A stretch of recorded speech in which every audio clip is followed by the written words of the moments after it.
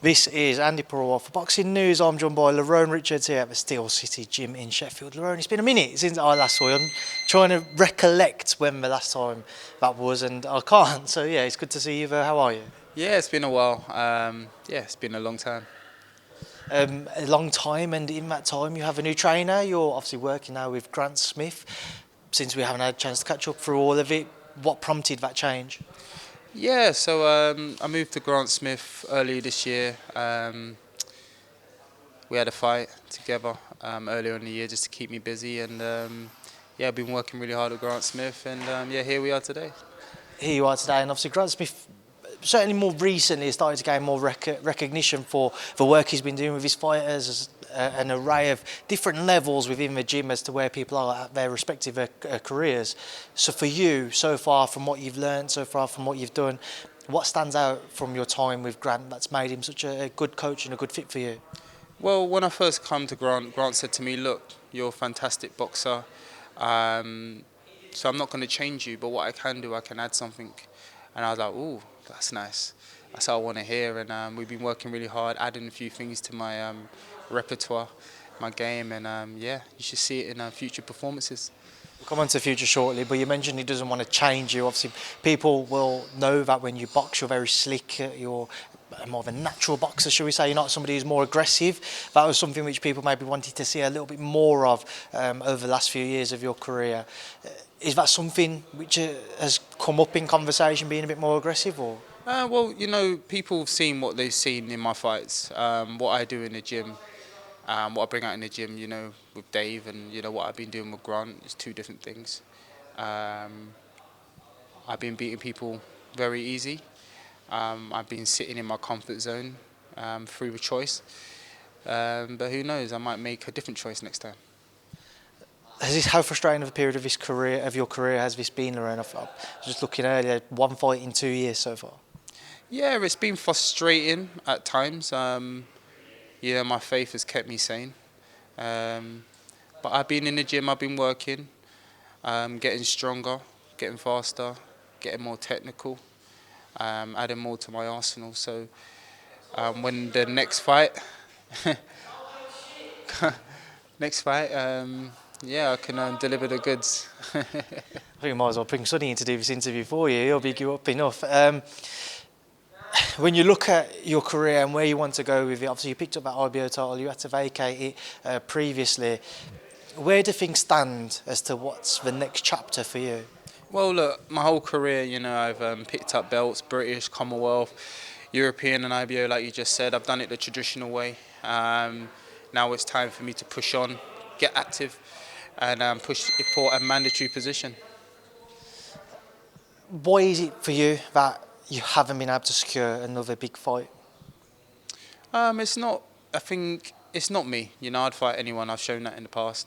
But obviously, people look at me and they think, look, it's a high risk, low reward. I never looked at myself like that. I'm one of the best fighters in the world. Beating me will put you there. That's how I would look at it. But this business, people don't look at it like that.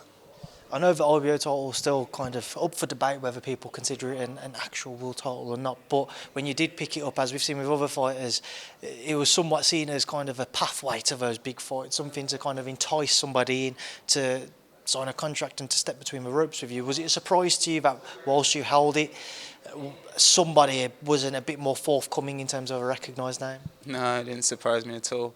When I boxed Carlos Gongora for it, who was one of the most feared super middleweights in the world, it was like no one wanted him, no one wanted me, so put us both together. And when I beat him, and I beat him relatively quite easy, people are like, hell no, I don't want that.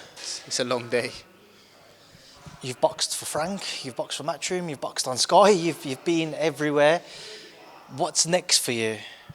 You know, we've got plans, we've got options, but there should be some news out in the next few weeks, some big news. Anything more you can kind of give to your fans there who've been waiting for these last 2 years? No, I just have to say thank you for the support. It's been a long, hard journey, but people have stuck with me. I appreciate you, and don't forget who does that. You know, when you're at your lowest, you should never forget who's been there for you. Lerrone, obviously there's some big fights I just want to get your thoughts on, some names I want to put to you. Just sticking with the super middleweight division, Benavidez-Andrade was announced the other day. Just get your take on that fight. I don't care about the fight, not one bit. May I ask why?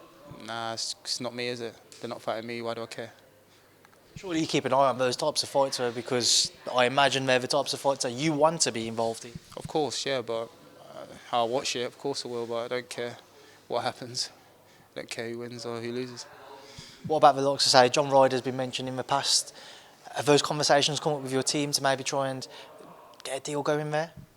No, I've always wanted to fight John Ryder. I don't think his team wants him to fight me, but if the fight's on the table, then yeah, why not?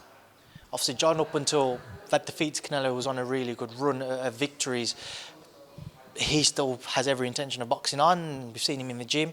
What would you make of a fight between the pair of you? I think it's a brilliant fight, especially for the British public. Who's going to win that fight? Who's number one in the country? Can John Ryder beat Lerrone Richards?